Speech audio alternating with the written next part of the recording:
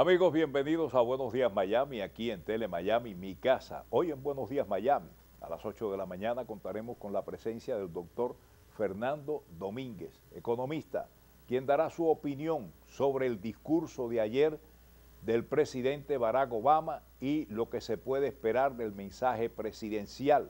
Media hora después, la ley al día, a cargo del doctor John H. Ruiz, como todos los días, de lunes a viernes, aquí a las 8:30 de la mañana. Con John H. Ruiz y su equipo de abogados, usted podrá resolver todos sus problemas legales.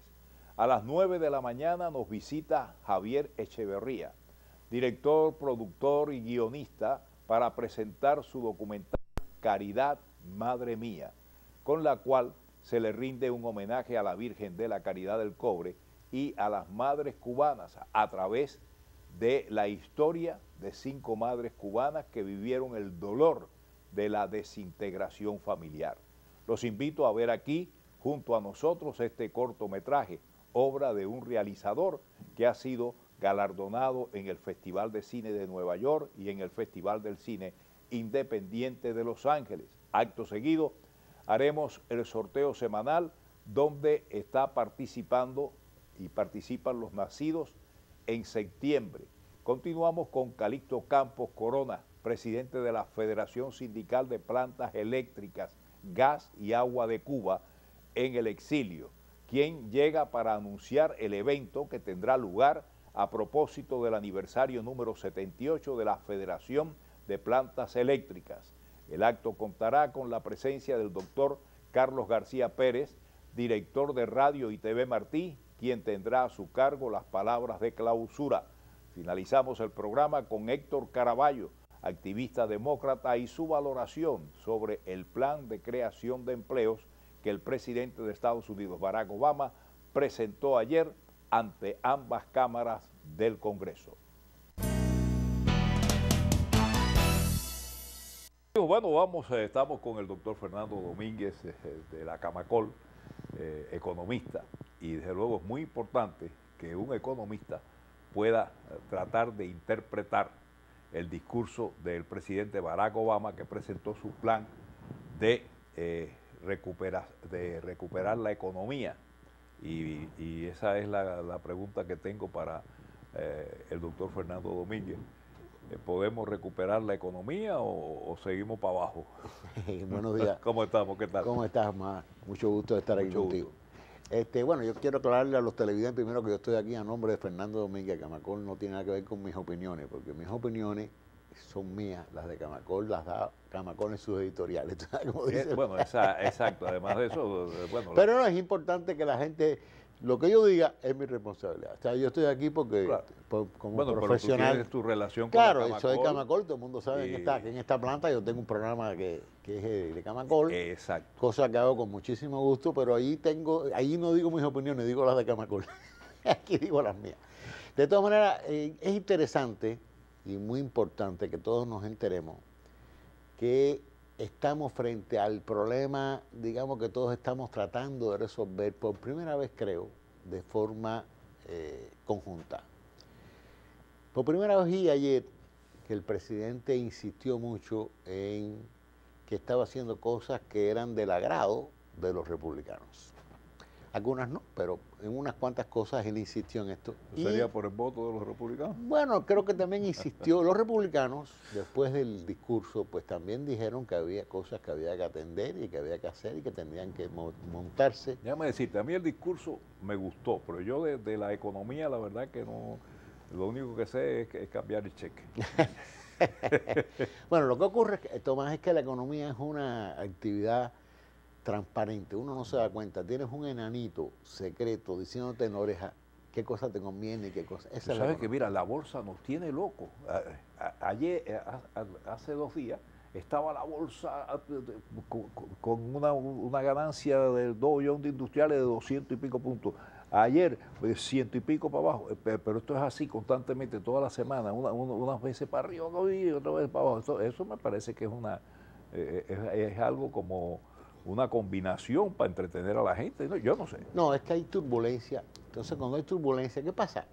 Había que un poquito salirse del marco de la conversación para ir a qué cosa es el mercado. El mercado desde hace 20 años se ha convertido en un mercado global.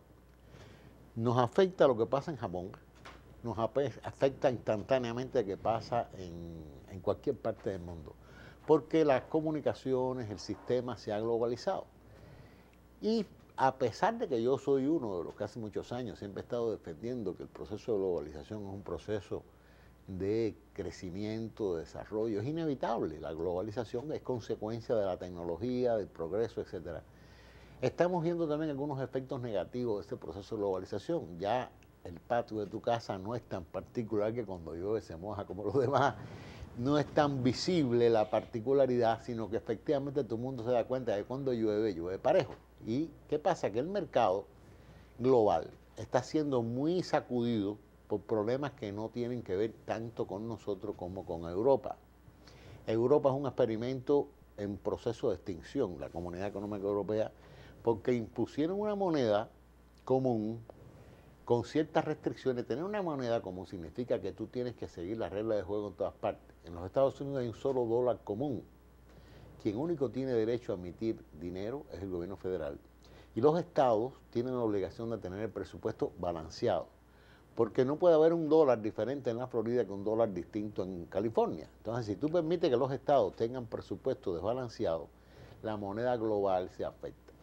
Entonces, esa disciplina que pretendieron montar en el mercado común europeo con el euro no se ha cumplido por parte de los países más pobres, como son Portugal, como son Grecia, España, etcétera, y siguieron no emitiendo dinero, pero sí gastando del presupuesto más de lo que podían. Lo que decía la regla es que no pueden gastar, no podían tener un desbalance mayor del 3%, pero hay gente que se ha ido al 8 al 9% anual, porque son gobiernos basados en el dar, gobiernos socialistas que tienen una cantidad tremenda de entrega de cosas a la población, a los que no trabajan, a los cojos, a los mancos, ese tipo de cosas que recogen con un impuesto muy alto, 45, 50% al año, pagan de impuestos mucha gente en algunos países europeos. Porque la salud es gratis, porque la educación es gratis, porque el transporte público, etcétera, pero en realidad nada es gratis, pagando con unos impuestos tremendos. Pero bueno, lo que pasa es que pese a esos impuestos tremendos no les alcanza el dinero y han gastado más. Eso, aunque no emitan dinero, significa que están atentando contra el euro. Por lo tanto, al tener un desbalance, tienen un proceso que se llama inflación. Al tener una inflación, pues afecta el valor de la moneda. ¿Qué pasó? Pues hay 7 países que los demás que sí han respetado eso y que tienen poder, tienen que salir y pagan por ello y hacerle préstamos. Es el famoso plan de rescate a Grecia por segunda vez en 2 años, a España, a Italia, está también en Portugal, etcétera. Portugal está en una situación muy crítica. Siempre son los gobiernos más socialistas porque el socialismo es la sociedad basada en dar, en dar y en dar cosas desde el punto de vista central, tratando de que el clientelismo político se mantenga fijo. Entonces, ocurre que esto se ha puesto en crisis al mismo tiempo que la crisis bancaria, etcétera. Todo esto ha sacado toda la basura que estaba debajo de la alfombra para afuera de la alfombra, ¿no? Entonces, esa es la consecuencia de que el mercado esté totalmente loco, porque suben las acciones, bajan las acciones, porque en España o porque en Portugal los bonos de la deuda se pagan o no se pagan. El gobierno digamos, de Alemania dice que los compra, que no los compra. En Alemania la señora Merkel tiene serios problemas porque la población está cansada de mantener a los otros, ¿tú sabes? Porque cuando tú pagas, los alemanes y los franceses son los que tienen más plata, son los que mantienen el resto del desorden que hay en Portugal y en Grecia, etcétera. Por lo tanto, eso ha traído como consecuencia cierta inestabilidad política interna. La canciller Merkel se siente amenazada. Entonces, todos estos rejuegos, los problemas que hay en Asia, etcétera, afectan a la bolsa. ¿Qué cosa es la bolsa, Tomás? Un mercado de estimados, un mercado de expectativas, un mercado de esperanzas. Yo creo que las acciones van a subir y suben. Yo creo que van a bajar y bajan.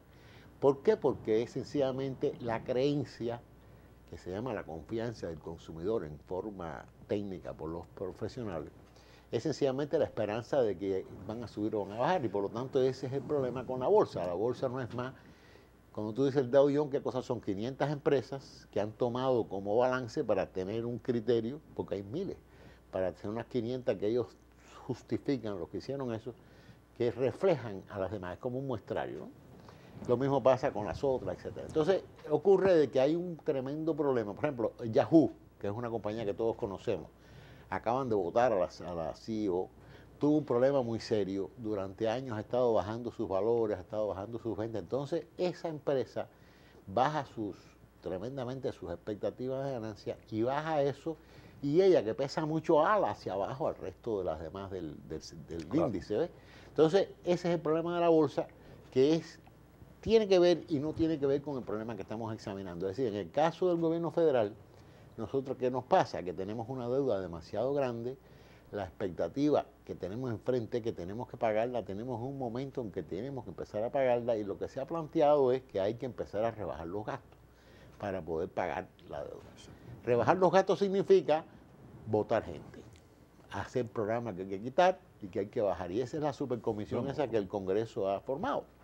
Para Bueno, encontrar cómo yo creo que hoy se anunció también que, por ejemplo, pueden haber un grupo de bomberos de Jayalía que los van a dejar sin trabajo si no se ponen de acuerdo con el alcalde para evitar el desajuste del gobierno. Porque ocurre que en los gobiernos locales, los estados, no pueden darse el lujo que se dan en Washington, que cuando no les alcanza el dinero, la maquinita la echan a andar y La hacen echan a más andar y agarran el billete y lo pagan.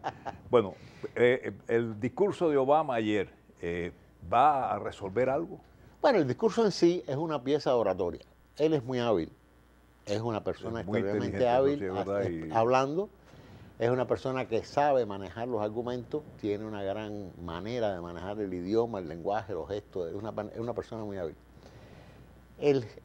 Yo creo que el discurso fue el punto de partida, digamos, como dicen los americanos, el kick-off, o sea, la salida de la campaña electoral. El discurso está enfocado hacia recuperar su imagen, que como tú has visto en todas las encuestas ha estado extraordinariamente baja y con tendencia a empeorar. La situación económica siempre hace que el que está en el poder baje, porque la situación económica cuando el que está en el poder Además, casi todos los presidentes a los 2 años están en el piso. Claro, entonces, en este caso él está tratando de reelegirse y su discurso, a veces tú lo oías hablar y parecía que era más republicano que el que estaba ahí sentado, ¿no? Sí, porque está diciendo cosas que quería que fueran agradables. Y el republicano lo aplaudía. Sí, porque decía cosas que a todo el mundo le parecen razonables, y creo que son razonables. Creo que sí hay cosas que merecen la pena de ese discurso, en el sentido de anunciar un plan, de recuperar un montón de actividades, eso se llama un plan de estímulo, que le han cambiado el nombre, Tomás, porque el plan de estímulo hace 2 años no tuvo el mejor resultado. Y lo han etiqueteado de otra manera, pero es volver a dar dinero público para volver a hacer obras públicas. Eso lo inventó Lord Maynard Keynes en los años 30. Fue la política del gobierno de Franklin Delano Roosevelt desde el 32 hasta el 39, por cierto, sin muchos resultados. Es decir, en los años 30 la economía fue horrible. Eso no... ¿Tú te recuerdas? En Cuba se llamó el Machadato. ¿Te acuerdas? El Machadato, donde la actividad económica estaba muy deprimida. Pero el Machadato terminó en el 33. Sí, pero no empezó. Sí, terminó en el 33, pero en los años 30 siguieron horribles. Sí, siguieron ¿Por qué? Porque cuando llueve en Estados Unidos... De 45 para arriba mejoró. Claro, ¿qué es lo que pasa? Que la entrada de Estados Unidos en la Segunda Guerra Mundial convierte a Estados Unidos en el motor del mundo. Es el que le fabrica las armas a los ejércitos de Rusia, etcétera, que quedaron devastados para poder enfrentar la maquinaria nazi. Es la que tiene que alimentar al mundo, porque todas las siembras, etcétera, de comida en todas partes del mundo están, en caso de Europa, están destruidas. Se convierte Estados Unidos en la ferretería del mundo, se convierte en el granero del mundo y pone 5 millones de hombres sobre las armas para Entonces pelear tendremos que hacer una guerrita en para Asia, ver si... para pelear en Europa. Y las mujeres tienen que salir a trabajar. Las mujeres no trabajaban antes de los años de la guerra. Salen a trabajar y eso hace que aumente violentamente la demanda en Estados Unidos, porque aumenta la liquidez y el dinero en poder de las familias. Y esto es una economía de consumo. Inmediatamente se refleja en un tremendo crecimiento en el consumo, y ese tremendo crecimiento en el consumo se refleja en un tremendo crecimiento en la industria, en el comercio, en la banca, en los servicios. Y la economía norteamericana ve un florecimiento que nunca vio. Yo te digo una cosa que a mí me preocupa de la economía, por ejemplo.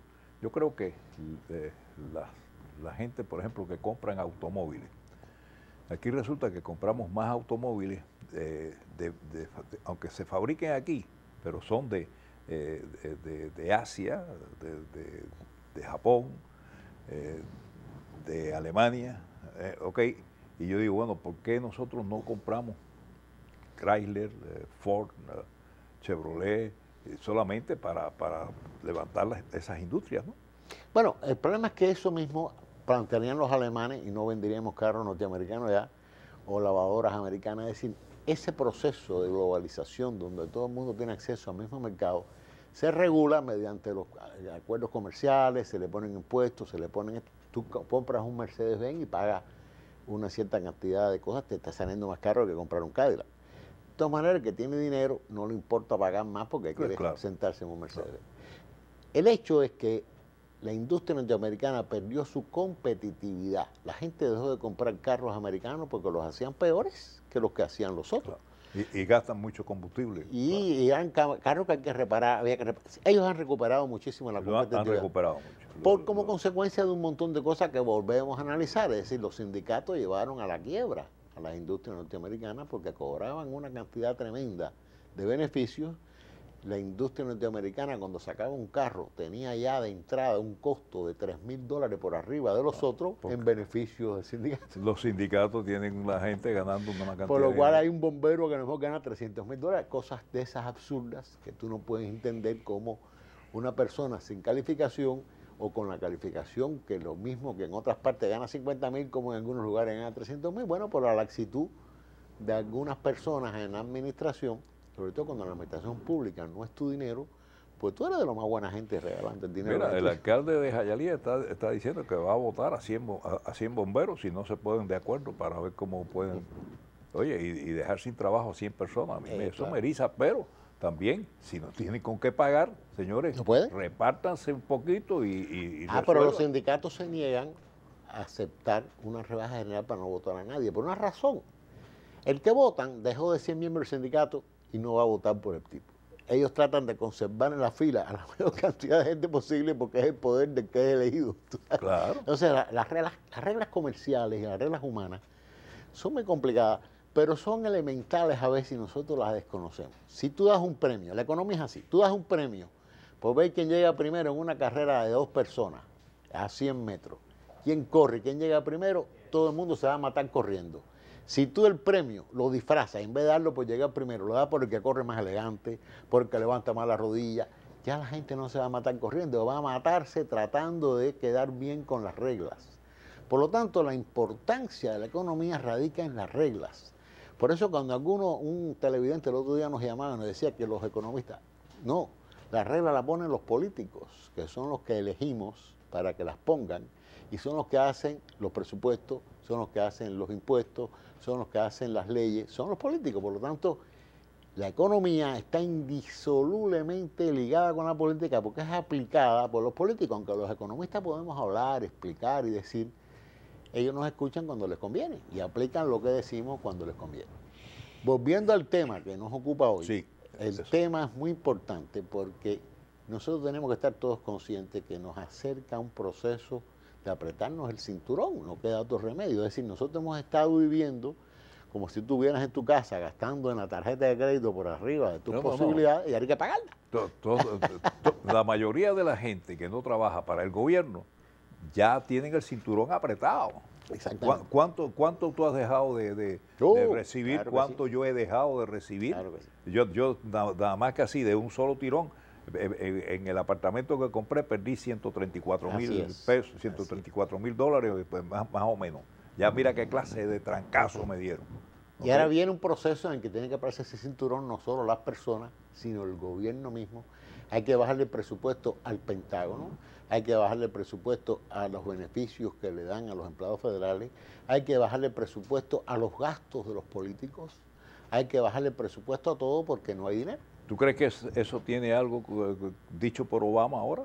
Obama está tratando de presentar el problema de forma positiva y creo que es legítimo que lo haga, tratando de sumar a que los republicanos apliquen lo que él está pidiendo, que es, en realidad él está pidiendo 400.000 millones de dólares como un plan de estímulo adicional para dar más trabajo, para hacer ferrocarriles, para arreglar las escuelas, es decir, para gastar dinero público. Lo mismo te repito que hizo Franklin Delano Roosevelt en los años 30, que hizo él el año pasado, el antepasado, no con el efecto que nosotros desearíamos. ¿Por qué? Porque el proceso público hace que la aplicación de esos fondos se demore mucho, Tomás, y empieza el lío de, tú sabes, de hacerle que la concurrencia para que quién va a aplicar para hacer la carretera y qué sé yo, y eso pierde mucho tiempo.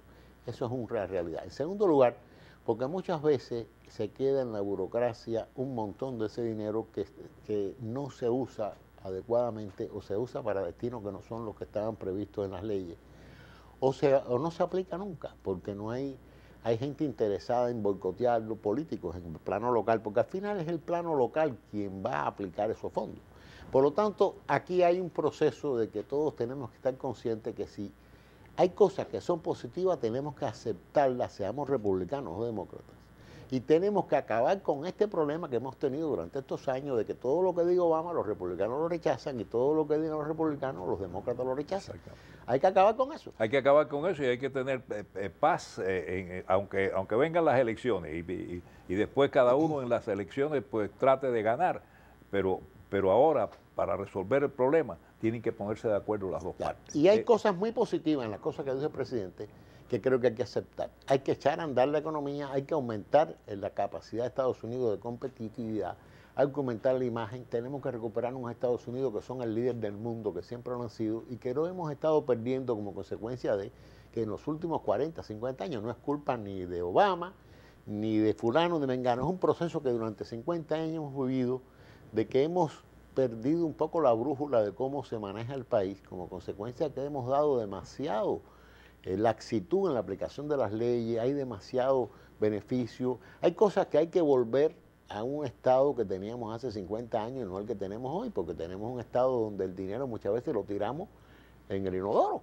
porque tú sabes que aplican y hacen puentes que no van a ninguna parte. Ahí yo vi el año pasado el caso de hicieron millones de pesos. Mira el túnel ese que estamos haciendo por tu madre. Bien, ese va a alguna parte por lo menos, pero es que hay un aeropuerto en South Carolina, que el senador de ahí aprobó en un pueblo que tiene 10 personas y que nunca ha tenido un vuelo de no sé cuántos millones de pesos costó el aeropuerto simplemente para darle dinero a la localidad.